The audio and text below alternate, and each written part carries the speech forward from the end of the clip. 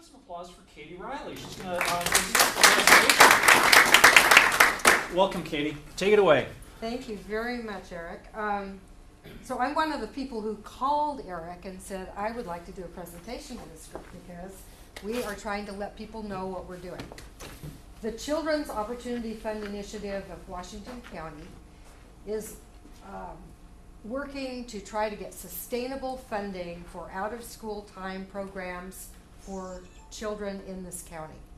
And we do not have that kind of a situation at the present time. So the need is great. By 2014, Washington County will have more kids between the ages of 0 and 17 or 18 than any other county in the state. Between 2000 and 2010, our population in Washington County increased by 19%. The population of kids between the ages of 0 and 17 increased by 26%. And currently, that population is about 25% of the total population of our county. So we have a lot of kids here, and we're very concerned that they be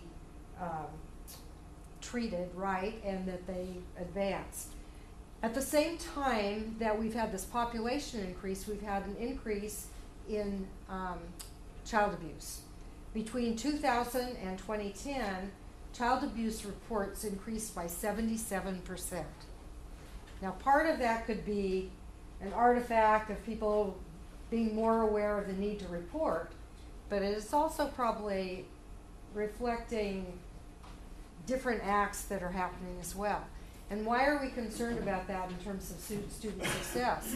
We are concerned about it because kids who experience child abuse are much more likely to have problems with their sexuality themselves. They're much more likely not to succeed in school and to get into trouble in other ways as well.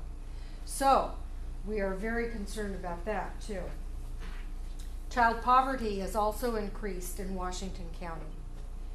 Currently, let's backtrack here. In 2000, 22% of the kids qualified for free and reduced lunch.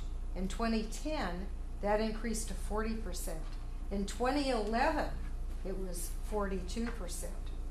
So we see a pattern here that is, very much disturbing in terms of the possibility of that having a negative effect on the success, the academic success, and then community success of our kids.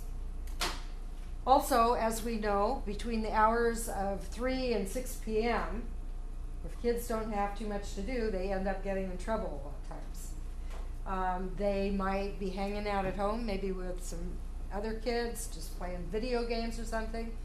This may not be the best use of their time. They could be wandering the streets. The sheriff's department could be in contact with them. They could be kicking in fence posts. So this is something that we want to prevent. We want them involved in positive activities during non-school time. And I'm not talking here just about after school. I'm talking about summers, talking about maybe having mentoring programs, prevention of child abuse programs, even parenting classes so that kids are getting the right influence from their parents as well. In a study that was done a number of years ago, they found that at-risk children without quality pre-kindergarten care were 70% more likely to commit violent crimes. So having good preschool programs as well as after-school programs really prevents future problems and saves us money in the long term. So I've been a member of the Washington County Commission on Children and Families for a long time. Chaired it for 4 years in the past. And in 2002, we did our first comprehensive community plan. We had about 200 people participating from all segments of the county, many diverse groups. And the number one priority that they identified was having community schools as a way of preventing problems. How many people have heard of community schools? Okay, I'm going to explain a little bit about what that is. That means that the school is the hub of the neighborhood. So you can have activities going on there during out of school time for kids, for community members. You might have meetings there. There might be, say, classes. There could be quilting class. There could be any other kind of class. And different activities, even sports activities for kids as well, so that they have a positive place to go after school. After all, our taxes have already paid for these schools, so why not put them to use instead of having them shuttered when school is closed? So we decided that having a community school set up would be the best kind of thing that could happen to the schools throughout the county. We set up a community school team. We provided some funding, limited funding, to different school districts to have them have a component of a community school. We set up family resource centers, which would provide services to people at schools, or at least at one school in each education district. And we also set up school-based health centers so that kids could have health care right there, and they'd be much more likely not to miss school. They would be right there and get that kind of good care. We also surveyed principals to find out what they had in place already and what they thought they needed.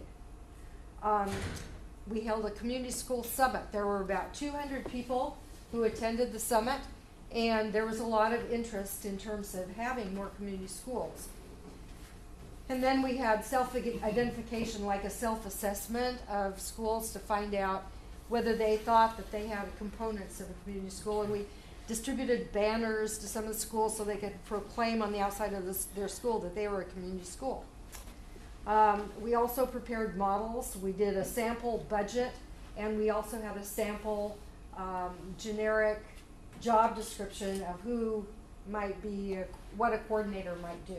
Because unless you have a paid person there, then the school district is not as likely to leave a school open. They want to have it supervised, and we can understand that.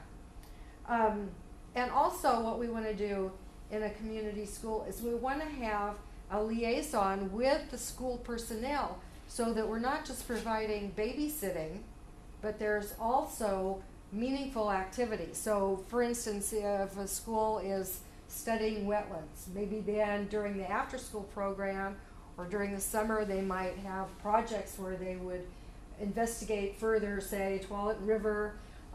They could go look for crawdads in Butternut Creek or something, It would just be things that that would be pertaining to what they do academically. So it's more meaningful and more hands-on. And then we also recognize schools. So one of the problems was, though, we knew there was not enough money to do this. So it all takes money.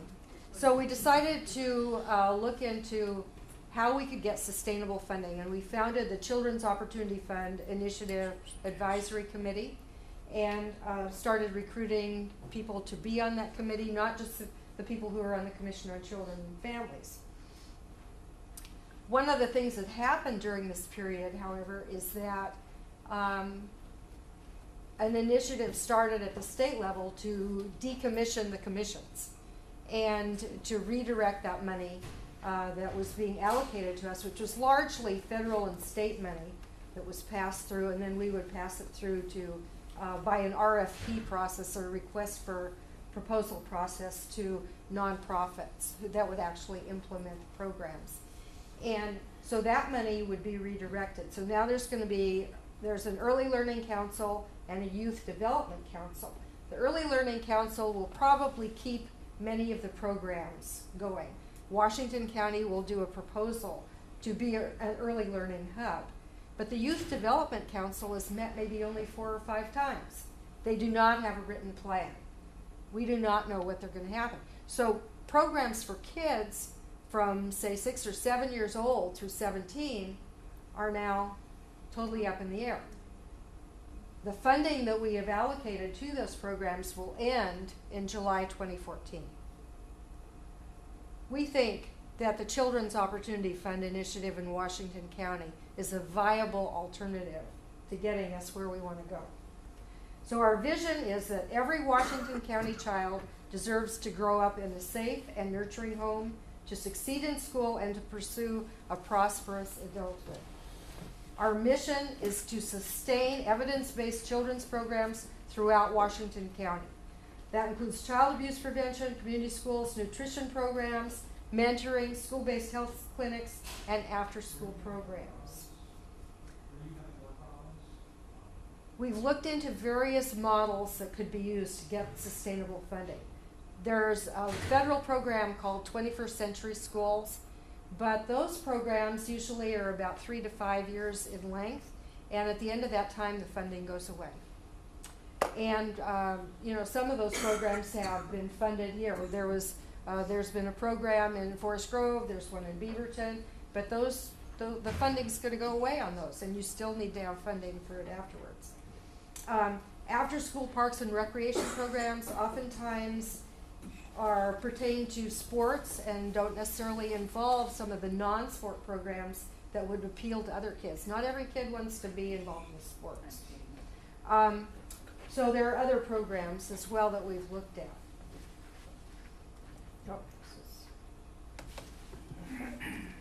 Oh, there we go. Okay, part of the reason that funding is lacking is because the total state spending on K-12 has stayed approximately the same. We got a little boost through this last legislative session. However, tax breaks have kept on going up. So funding for even these out-of-school time programs has decreased as well.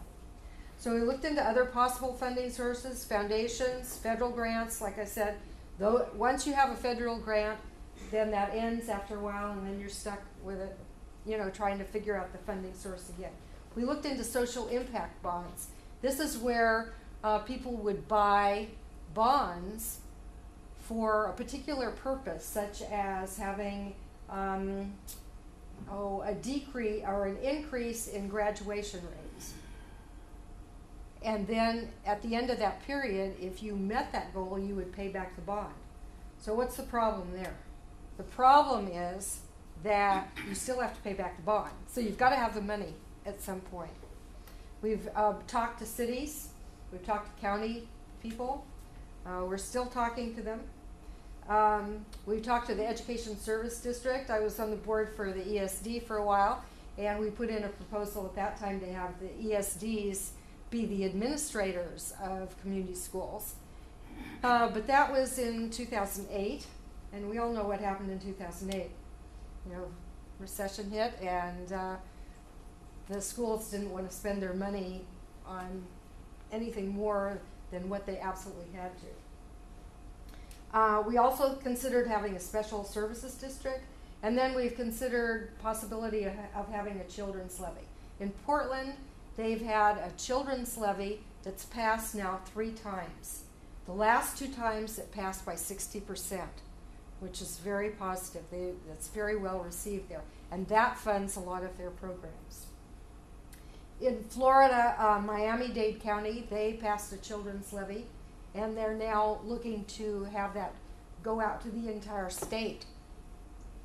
So these look like possibilities. So what we decided that we needed to do, first of all, was to have a county-wide survey or poll to assess what people thought the needs were for these kind of programs, what they wanted for those, what kind of desired structure there might be, whether it be a levy or a foundation or what. So we are now trying to raise the money to do that kind of an assessment. That's what we're doing right now.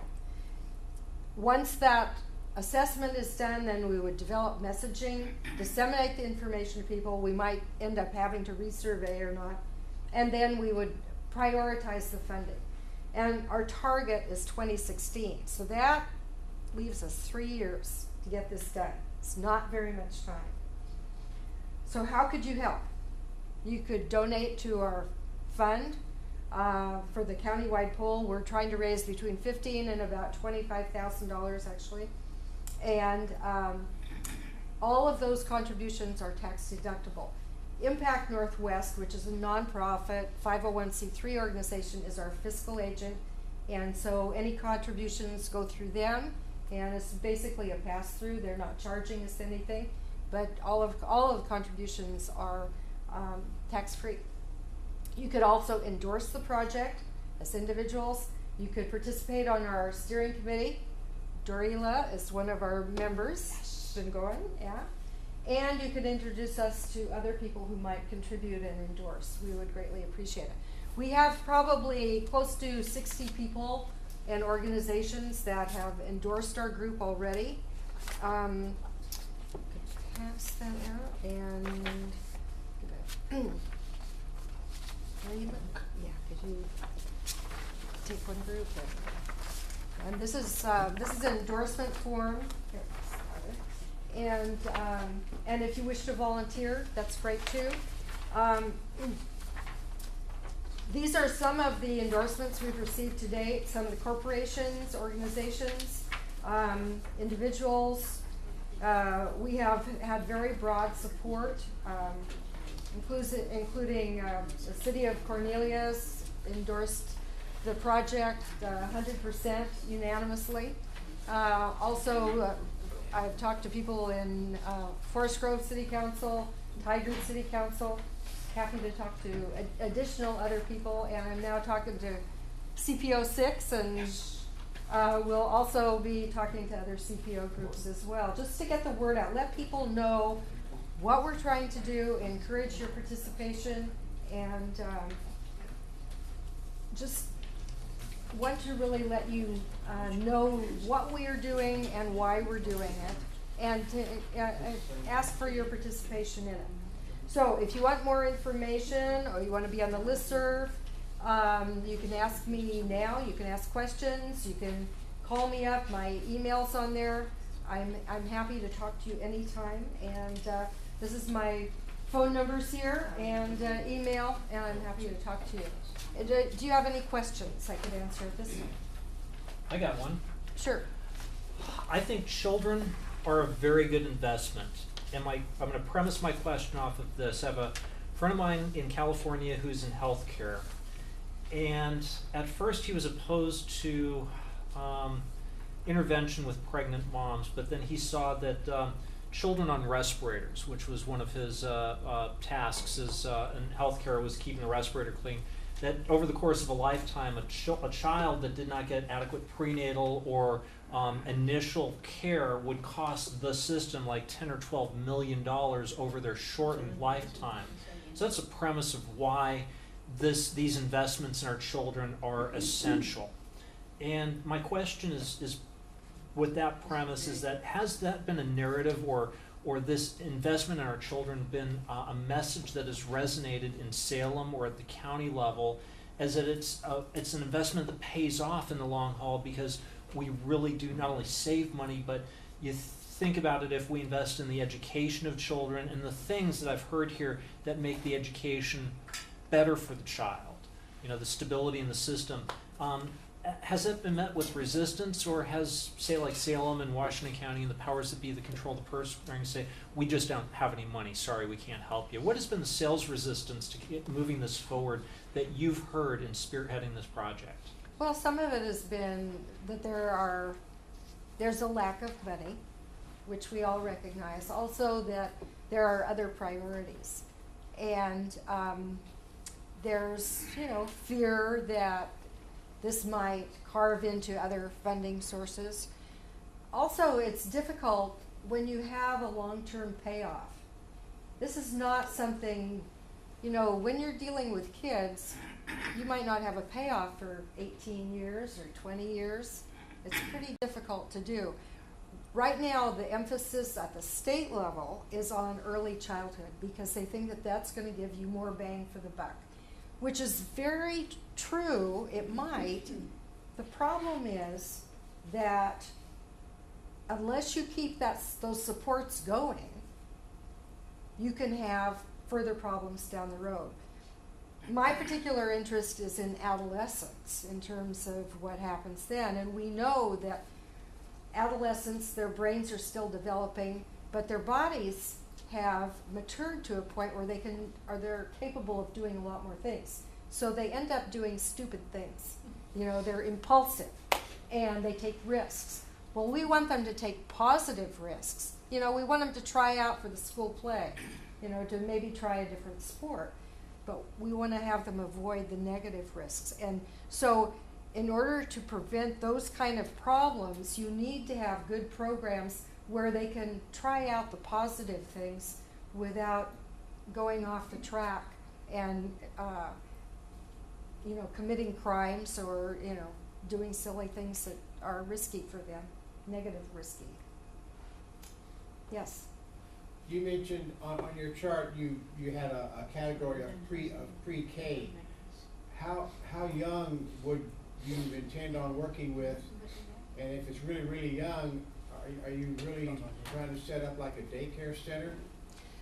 We would not be involved in direct services ourselves. We'd probably be funding other programs. And there are already a number of child care centers. I'll just mention here, we prefer the term child care because we're not taking care of the day. We're taking care of the child. But, and it just, you know, semantics kind of thing. But there's probably going to be more funding, hopefully, for that through the Early Learning Council. So for child care, a Head Start, those kind of programs.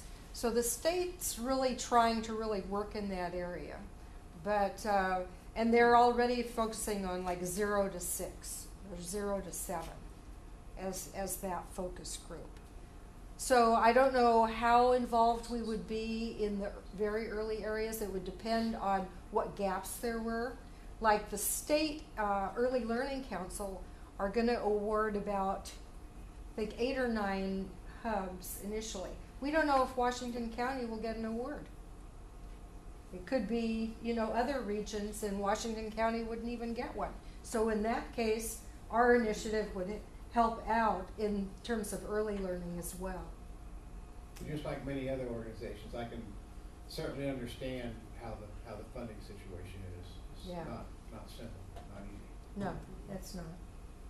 You had a question? Well, from when I grew up to this point, I mean, society's evolved kind of in a negative way, I think. When I grew up, there was only one mom on the whole block that worked, and everybody talked bad about it. And it's because they got to have a pool, that's because she worked. And so now it's both parents have to work. So I don't know, as far as maybe your education toward parenting and stuff like that, it's like, oh, can you really afford to have kids?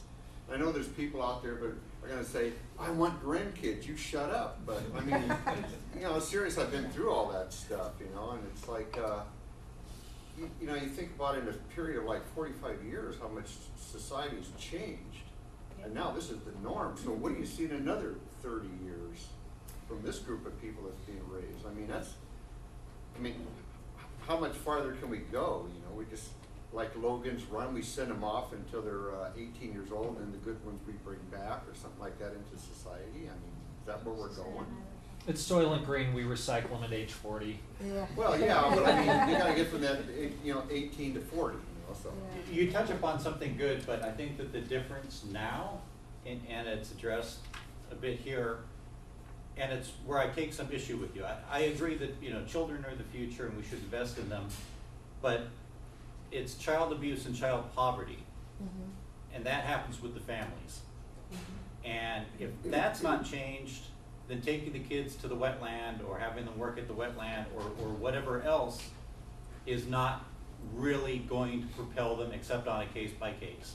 Sure, there's cases where if you get a mentor for a kid from a bad background, their life will take a better route than it would have. But there's so many people now with the increased poverty, single families, teen pregnancy. You know, I knew probably less than a handful of pregnant girls growing up. in this area. I That you lived were here 40 responsible for? years.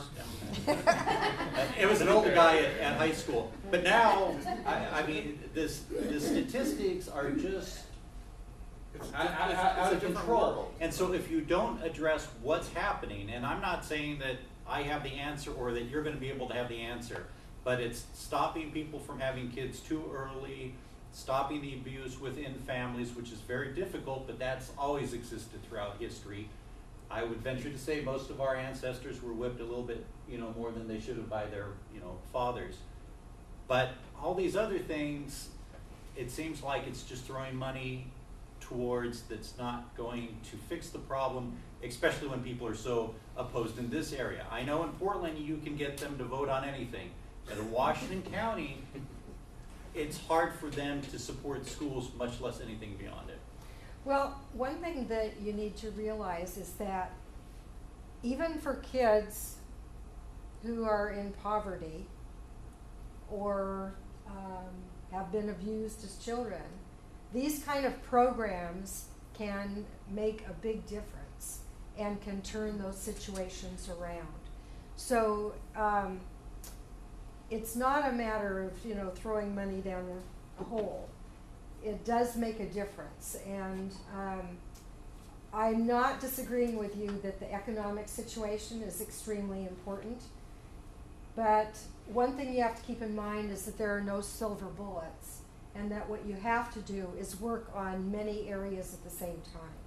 So I'm not disagreeing that you've got to work on the economic situation and prevention of early pregnancy and everything. And actually, one of the things that helps to prevent early pregnancy is having girls be in programs where they have a focus on a career, where they see that it's not hopeless and that they do have a life ahead of them other than just taking care of kids, which is only a certain amount of time anyway. But so these kind of programs can provide those perspectives to the participants and really make a difference in the long run. Yes. And I like one of the things your mission statement said, that we do evidence-based programs, that we're not following our hunches, but we're looking at the research and seeing which programs are going to be effective. And while I agree with you, a lot has happened since we were kids. Last few years, teen pregnancy rate is on the decline, It has declined. and in a large part to the kind of programs that give girls hope, careers, and a vision of a different kind of life. So, Yeah, for instance, there's a program called Adelante Chicas. This is run by Adelante Mujeres, which is a group in Forest Grove. And they work with adolescent girls, and those girls are focused on careers, let me tell you. We just did a week of environmental education camp with them last week. Oh, did you? Yeah. Great. Lyles, you had the two last with questions. Lyles, and then Your mention of poverty and possibly some of the stresses at home that might cause child abuse. How much of that is driven by our current economy, or not driven, but how much of it is caused by our current economic situation in the country?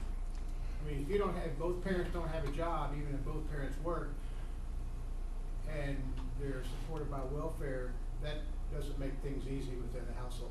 Yeah, even people who are both working now, if you're paid minimum wage, it's Still not not enough, and healthcare costs as well.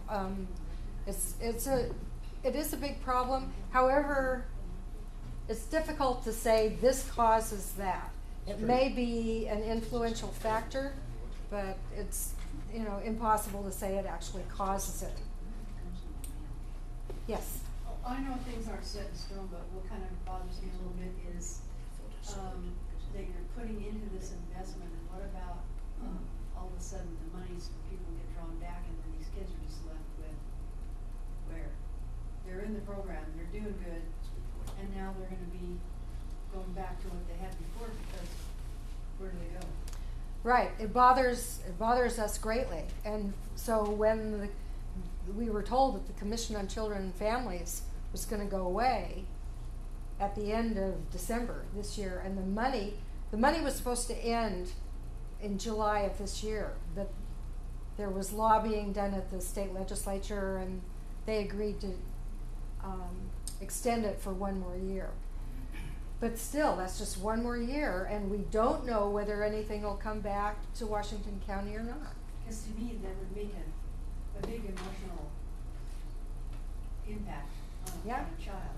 Absolutely. I mean, we are very concerned. And we are working with organizations, nonprofit organizations, which have been providing these services, you know, and they're concerned, they're supportive of what we're doing because they know their kids are in jeopardy. Yeah, yes. I liked what you had to say about working with families too, because I think that's where it has to start. It's really, really hard for a kid to even want to go right if he's not getting that kind of support at home and seeing all the wrong things at home. And, you know, I know growing up in this neighborhood 60 years ago, it was more than just at home. It was the whole community was your family. It was a sparsely populated community, but there was a lot of families. And if you were somewhere else and got in trouble, you probably got a whipping over there. And if when you got home, you got another one because, you know, they had a telephone. Yeah. Might have been a party line, but, you know, I mean, it was, there I always was. thought it was ESP. Yeah. But what I mean is that, you know, it's that kind of parental and, you know, not just at home parental, but the overall parental that really keeps kids aimed, I think. Yeah, there's a program that the Commission on Children and Families has been sponsoring. You know, the state started it, and then we've been a very active part of that, called Healthy Start. And that's where they have people working with the family from the time the child is born through about the age of 6. And they do like a monthly visit and work with the parent and really encourage them to be doing good practices as well. And that's been very effective as well. But there's never enough money to get to all of the families. And like we've had parenting classes. I don't know what's going to happen to those. Those parenting classes, as of July 2014, they're gone. You know, unless that gets to be part of the Early Learning Council. I don't know. Last question right here, Darilla. It's not a question. It's just I moved to the area of Aloha 13 years ago, and the diversity of the community has increased a lot. And with that, I see kids that live a lonely life. Both parents working together. There is a lot of that in the community. And I'm so surprised that in Washington County there are not more communities, organizations that really advocate to the kids to give them the opportunity. I have a fantastic opportunity. I enjoy my life. I have a great mentor. And people mentoring other kids, getting involved in this, it's not just, to me, it's not just contributing with money. To me, it's contributing with time. Give just a little time, 1 hour, 2 hours. You're going to enjoy your life. You're going to feel better at the end of the day, but you're going to leave something in the life of somebody. There are a lot of kids that are in need of someone to listen, someone to teach them something new. And that's what I believe in this organization. So, which reminds me, the superintendent, Beaverton superintendent, I met with him, this is Jeff Rose, and one thing he told me, he said there are kids in school that do not want to go home on vacation. They do not want to go. They want to stay in school. I think this kind of organization can provide those kind of opportunities to those kids and make a difference in the long run. So I thank you very much for your attention, and I hope you'll endorse it.